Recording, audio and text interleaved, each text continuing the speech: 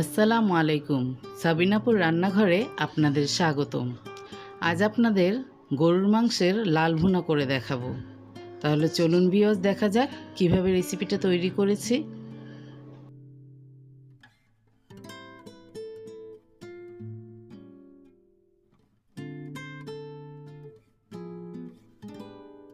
প্রথমে একটি কড়াইতে 2 কেজি পরিমাণ গরু মাংস নিয়েছি।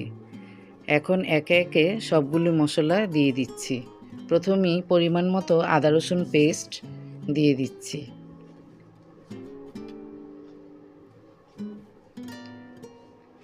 এখন 1 টেবিল চামচ হলুদ গুঁড়ো দিয়ে দিব। 1 টেবিল চামচ মরিচের গুঁড়ো দিয়ে দিব।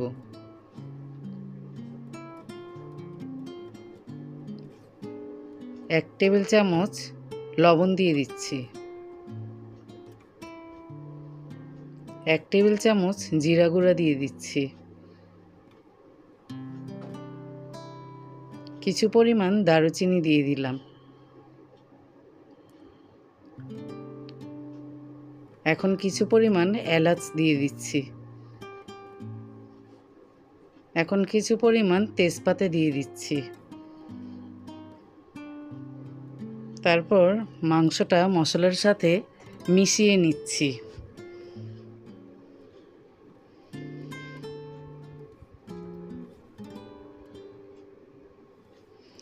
এখন পরিমাণ মতো কিছু পেঁয়াজ দিয়ে দিচ্ছি।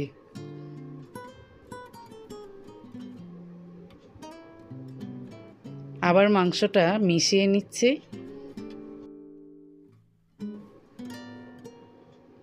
তারপর পরিমাণ মতো তেল দিয়ে দিচ্ছি। দেখুন, আমাদের মাংসটা কষানো হয়ে গেছে। এখন একটু নেড়েচেড়ে দিচ্ছি। আবার ঢাকনা দিয়ে একটু ঢেকে একদম ঝোলটা শুকিয়ে ফেলেছি। তাহলে দেখুন ভিউয়ার্স, আমাদের গরুর মাংস রান্নাটা হয়ে গেছে। তাহলে ভিউয়ার্স, দেখলেন কিভাবে আমি গরুর মাংসটা রান্না করেছি। আপনারা বাসায় অবশ্যই ট্রাই করবেন এবং কমেন্ট করে জানাবেন কেমন হলো।